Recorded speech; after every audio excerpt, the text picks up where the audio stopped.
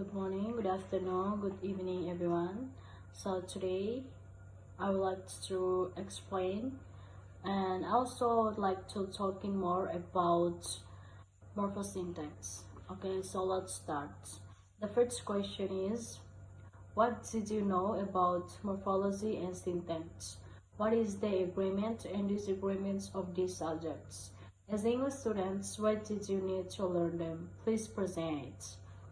Okay, so morphology is a branch of linguistics that involves the study of the grammatical structure of words and how words are formed and varied.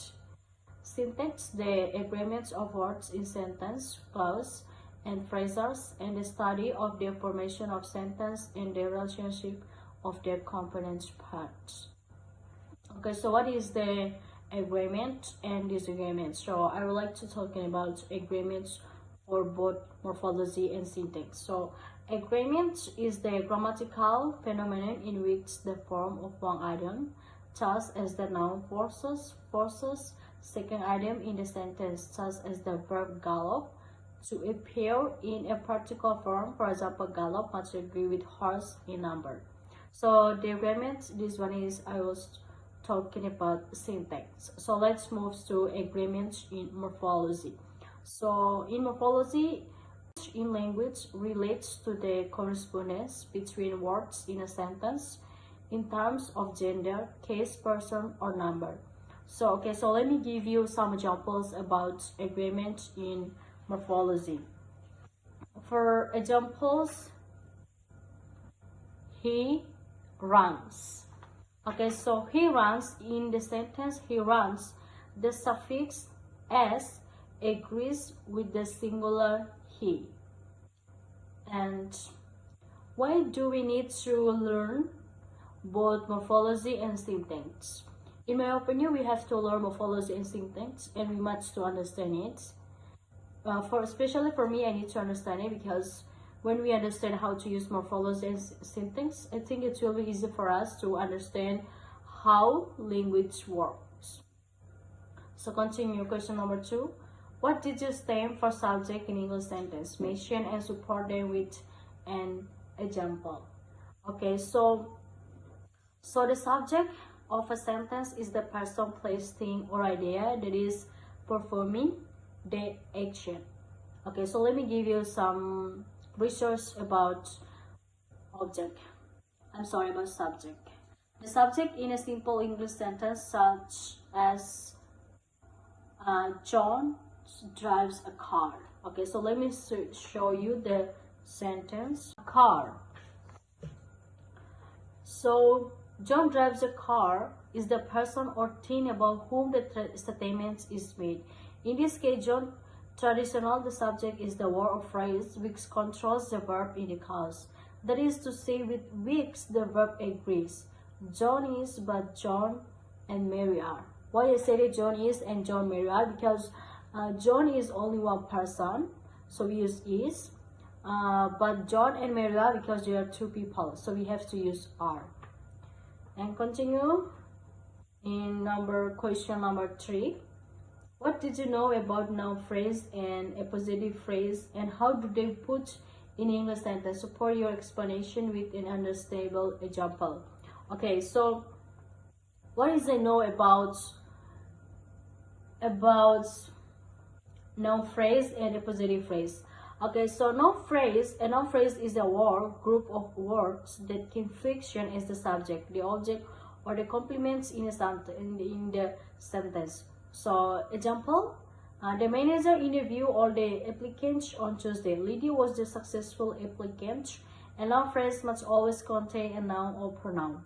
And then how about appositive phrase? So appositive phrase is a noun or noun phrase that clarifies, identifies, describes, or otherwise renames.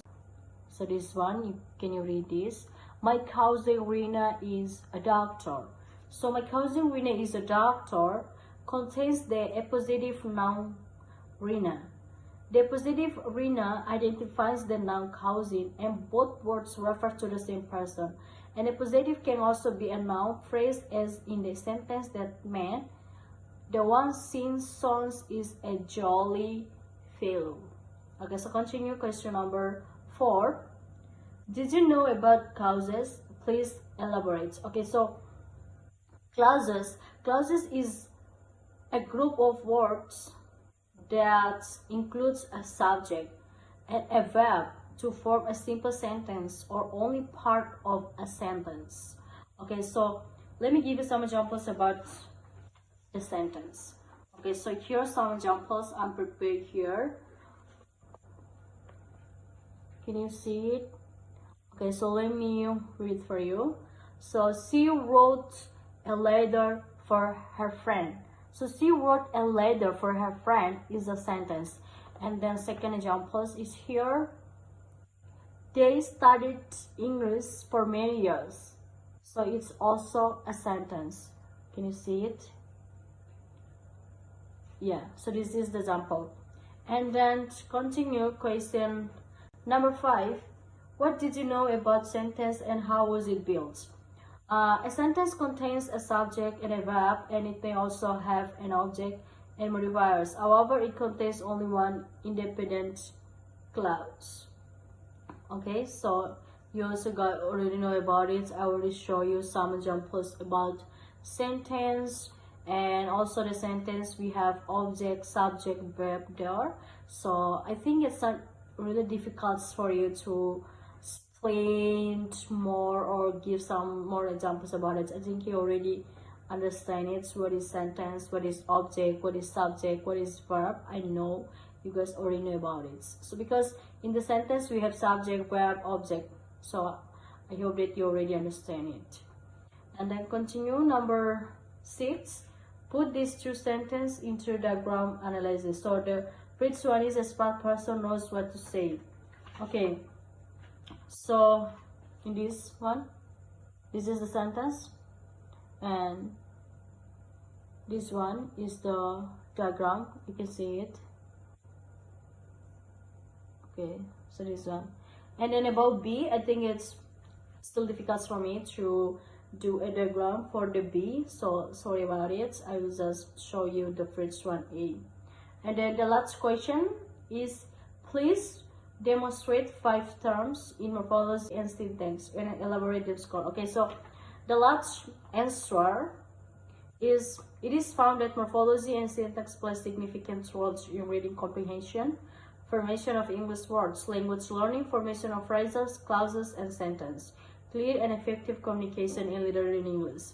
Okay, so morphology and syntax, that's when child learning about morphology and syntax. I think it will be easier for them to learn and then to understand new language. I mean, especially when they learn how to learn new language, when they understand how to use morphology and syntax.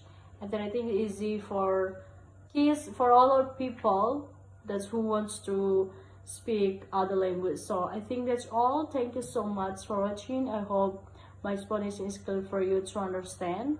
And then thank you.